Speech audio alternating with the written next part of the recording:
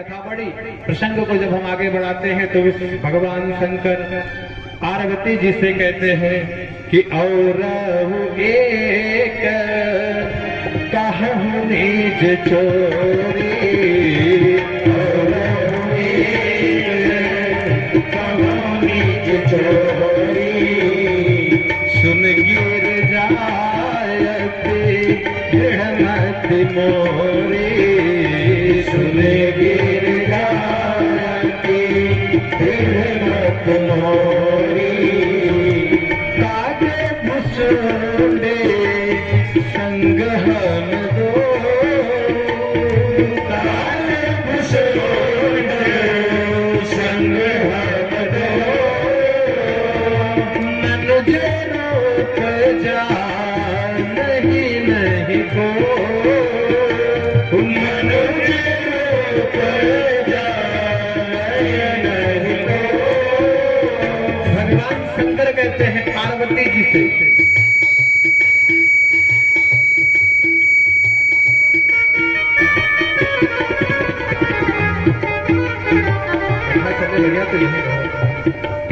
भगवान शंकर पार्वती जी से कहते हैं कि देवी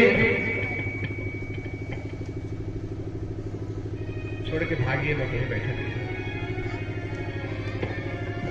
भगवान शंकर कहते हैं कि देवी मैं एक चोरी की बात तुम्हें बता रहा हूं, और एक कहा निज चोरी। तो पार्वती जी कहने लगे कि भोले बाबा आपने चोरी करी, कहा हो जा रहा है, आवाज ही एकदम से बैठ जा रहा है। राम राम श्री सीताराम, राम राम श्री राम, राम श्री राम सीताराम। ट्रिपल देखिए आवाज बढ़ाइए, थोड़ा ट्रिपल रहने दीजिए, आवाज बढ़ाइए। राम राम श्री राम सीताराम।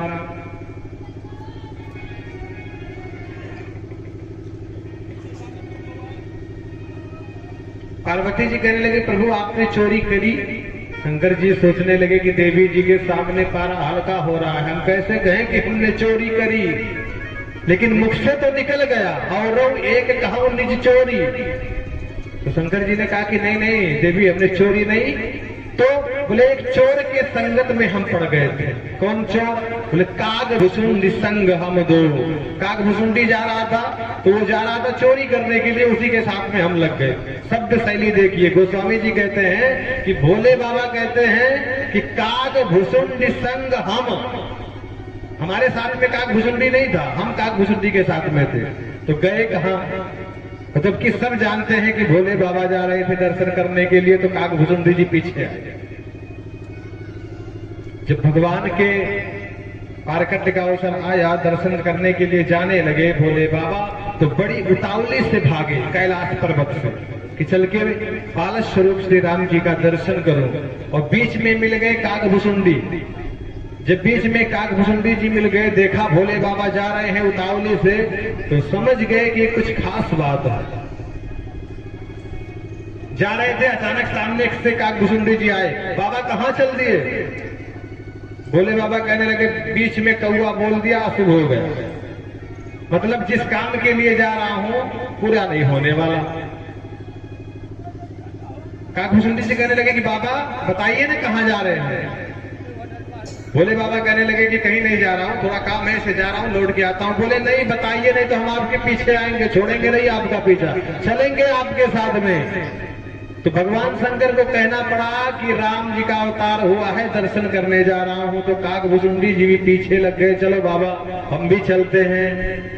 तो काग भुसुंडी जी को साथ में लेकर के भोले बाबा अयोध्या में आए, और अयोध्या में आकर के हरे आज अयोध्या की गलियों में नाच जोगी मत वाला, आज अयोध्या की गलियों में नाच जोगी मत वाला, आज अयोध्या की गलियों में नाच जोगी मत वाला, आज अयोध्या की गलियों में नाच जोगी मत वाला, अलख निरंजन खड़ा पुकारे देखूंगा दशरथ लाला, अलख निरंजन खड़ा पुकारे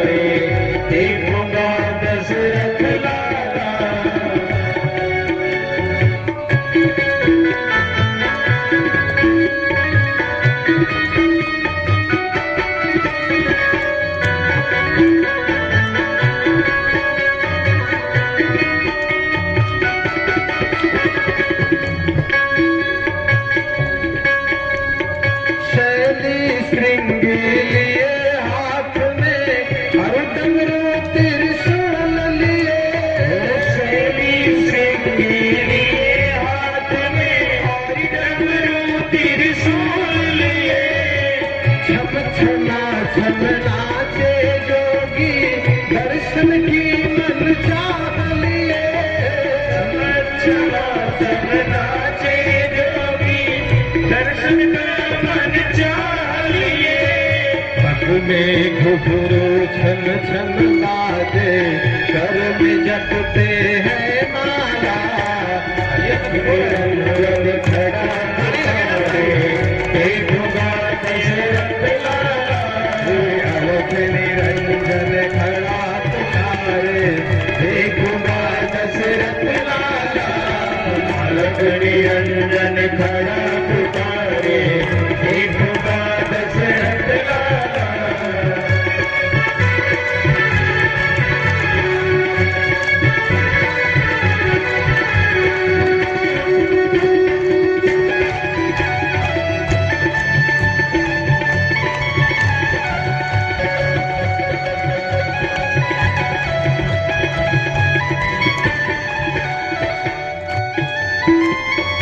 अंग भभूति रमावे जोगी, बाघंबर कति में सोहे।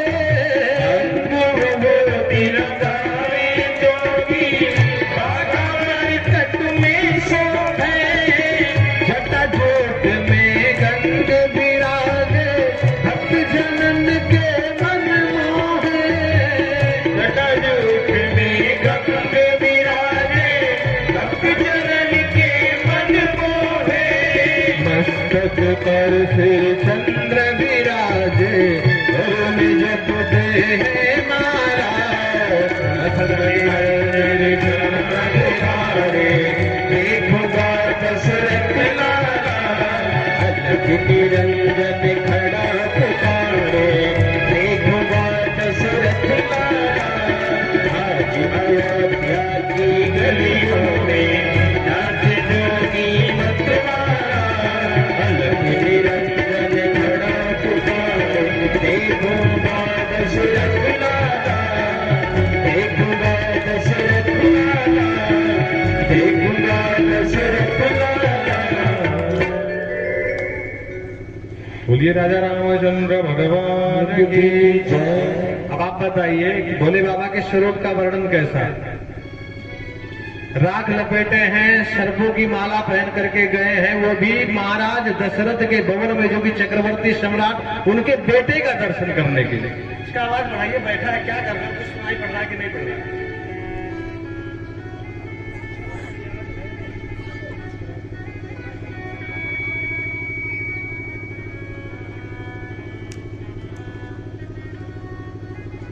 तो भोले बाबा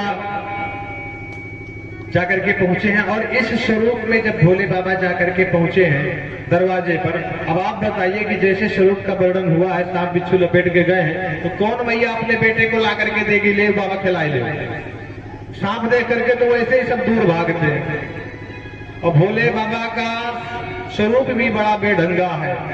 तो जाकर के पहुंचे तो सेवकों ने तुरंत वहां से डांट करके भगा दिया, अरे बाबा भागो यहाँ से, कहाँ ये भूत, अरे सांप और बिच्छू लपेटे चले आ रहे हो, भगा दिया। काग भुसुंडी जी कहने लगे बाबा दर्शन नहीं मिला। भोले बाबा कहने लगे कौवे, मैंने पहले ही कहा था तुझसे कि नहीं मिलेगा दर्शन, तू जैसे मैं चला था तूने तुरंत टोका था, तो मैं तभी समझ गया था कि दर्शन नहीं मिलने वाला।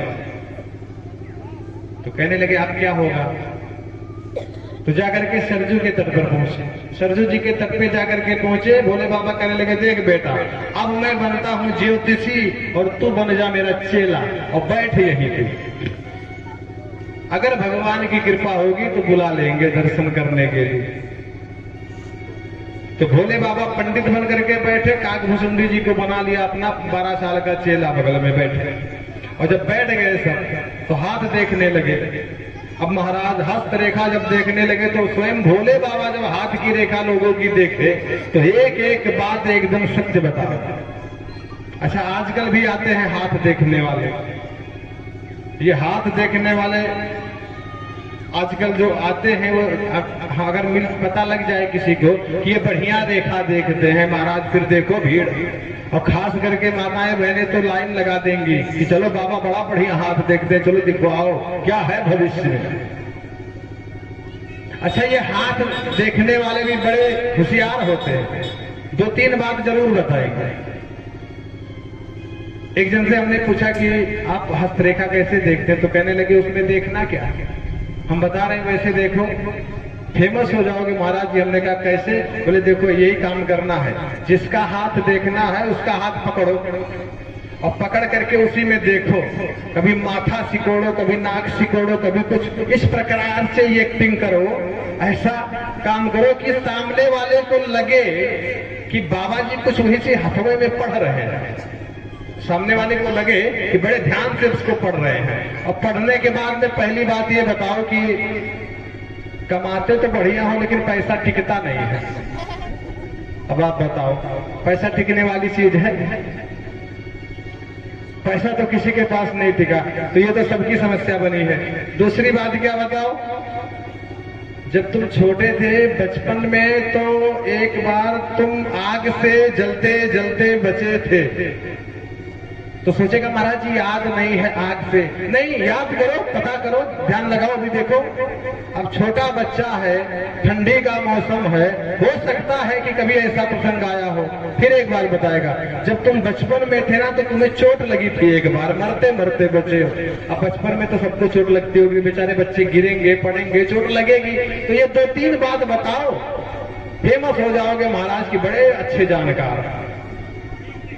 एक बार क्या हुआ, एक ज्योतिषाचार्य जी थे, हाथ वाथ देखने वाले, दुआ ताबीज करने वाले। तो एक उनका चेला जाकर के पहुंचा, कहने लगा कि महाराज बड़ी समस्या है घर में, बड़ी मुसीबत है।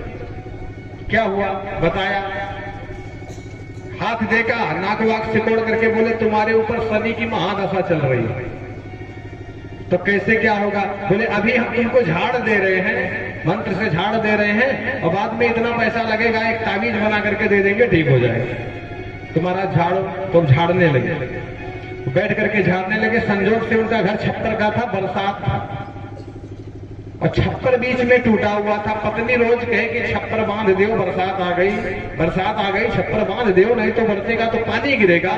ये सुने ना, ये तो अपने झाड़ फूक में मस्त रहे।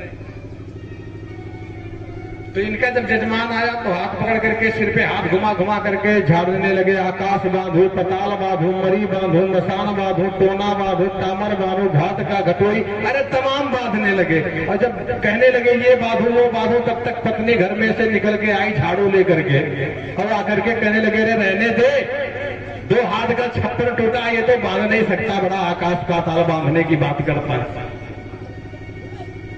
ऐसे होते हैं महाराज। लेकिन ये सब पाखंडी कपटी होते हैं। जो सच्चे ज्योतिषी होते हैं महाराज, हाथ और कुंडली अगर सही है आपकी, तो 1-1 घंटे में क्या घटने वाला है आपके साथ में ये भी बता सकते हैं। पाखंडियों की बात अलग है, लेकिन जो सत्य विद्या है ज्योतिष की, उसके द्वारा ज्योतिषी कुछ भी बता सकते हैं। जाकर के बैठ गए और इधर राम जी अपने मन में सोचने लगे कि भोले बाबा आए हैं हमारा दर्शन करने के लिए, उनको वैसे डांट के भगा दिया गया, क्या करें? तो भगवान ने रोना शुरू किया, और ऐसा रोए भगवान, ऐसा रोए कि अब चुप ही नहीं होते। हकीम वैद्य आकर के पहुंचे, कुछ नहीं हुआ। तो कौशल्या मैया कहने लगी कि जाकर के गुरु जी को बुला लो, गुरु जी आएंगे, हो सकता है कुछ जादू टोना लग गया हो। दासी भागी गुरु जी के पास और बीच में मिल गए भगवान शंकर, हाथ देख रहे थे सबके। तो भीड़ लगी थी, दासी जाकर के पहुंची, देखे कौन है, और जब देखा इसने भी जाकर के अपना हाथ दिखाया। भोले बाबा सोचने लगे अपने मन में कि अब लगता है काम बन जाएगा। अब जब राजमहल से कोई आ गया हाथ दिखाने, तो काम बनने वाला है। हाथ देखा भोले बाबा, प्रारंभ से लेकर के अब तक पूरी बात बताते दासी को। दासी तो अवाक रह गई, राम राम, एक एक बात सत्य बताया। तो वहीं से लौट आई, अब आकर के कौशल्या मैया से कहने लगी कि माँ अब मैं जा रही थी गुरु जी के पास में, लेकिन एक ज्योतिषी बाबा आए हैं, वही सरजू के तट पे बैठे हैं, और बहुत बढ़िया हस्तरेखा देखते हैं, और मुझे तो लगता है कि उनको बुला लाऊं तो लल्ला भी ठीक हो जाएंगे। कौशल्या मैया ने कहा ठीक है बुला लाओ, उन्हीं को बुला लाओ। अब आए, वो बुला के लेकर के गए। भगवान शंकर कहने लगे चेला झोली उठाओ, चलो बन गया काम, चलो राज दरबार में। अब जब राज दरबार में आए, दरवाजे पर पहुंचे तो एक समस्या भी आ गई। द्वारपाल खड़ा था, रोक दिया, रुको बाबा यहीं रुको। बाबा जी कहने लगे मुझे अंदर बुलाया गया है। बोले हाँ जानता हूँ बुलाया गया हूँ, लेकिन रुको, हाथ कौन देखेगा? तो बोले बाबा कहने लगे हम ही देखेंगे।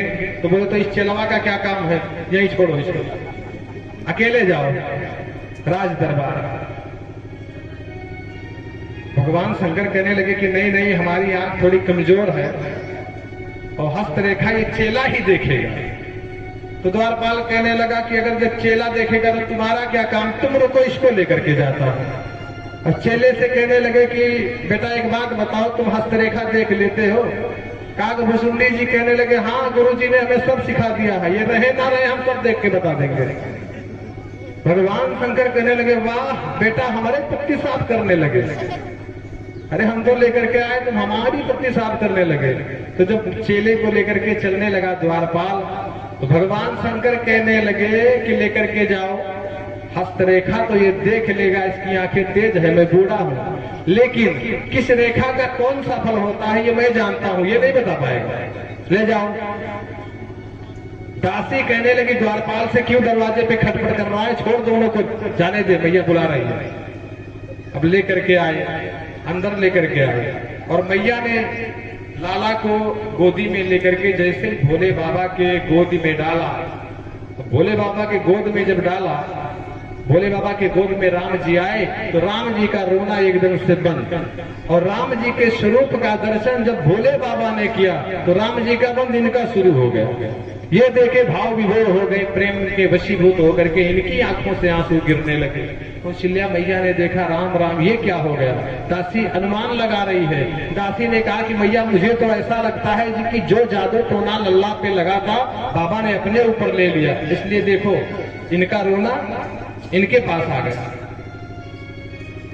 इस प्रकार से दर्शन हुआ है, और दर्शन होने के बाद में बाबा अब हस्तरेखा बताने लगे कि ये बड़े धर्मात्मा होंगे, माता पिता की आज्ञा का पालन करने वाले होंगे, यशस्वी सम्राट होंगे, तमाम चीज बताने लगे। 14-15 साल की उम्र में एक महात्मा के पास जाएंगे तो कौशल्या मैया डर गई है, भगवान बाबा तो नहीं बन जाएंगे? बोले नहीं बाबा नहीं बनेंगे, जाएंगे महात्मा के साथ, और लौट करके जब आएंगे तो बहू रानी के साथ। तो माताओं को बड़ी खुशी होती है। हर माता ये चाहती है कि रुनझुन करती एक बहू घर में आ जाए तो बुढ़ापा आनंद से कट जाए, लेकिन अब बहू आने से कितनी प्रसन्न होती है माताएं, वो तो आने के बाद पता चलता है। लेकिन उसमें भी अगर जो लड़की, जो बच्ची, जो बेटी हमारे घर में हमारी बहू बन करके आती है, अगर उसके मम्मी पापा ने, माता पिता ने उसको संस्कार दिए हैं तो आकर के वो घर को स्वर्ग बना देगी। और कुसंस्कारी के घर से अगर आई है तो महाराज नरक तो है ही नहीं। बड़ी प्रसन्न भाई। महाराज आगे बताओ। तो भोले बाबा फिर बताने वाले थे कि राज्य के लिए दिन निर्धारित होगा, लेकिन उसके पहले इनका बा, जैसे कहा बा, वैसे राम जी इशारे से बोले बा नहीं बस, चुप करो यहीं पर, पूरी पोल पट्टी मत खोल दो, नहीं तो यहीं से आनंद का सारा रस समाप्त हो जाएगा। तो भोले बाबा को याद आया। भोले बाबा कहने लगे कि माँ अब इससे आगे की बात अगली बार आऊंगा तब बताऊंगा। भोले बाबा चले गए वहां से। भोले बाबा जब वहां से चले गए, कुछ दिन बीत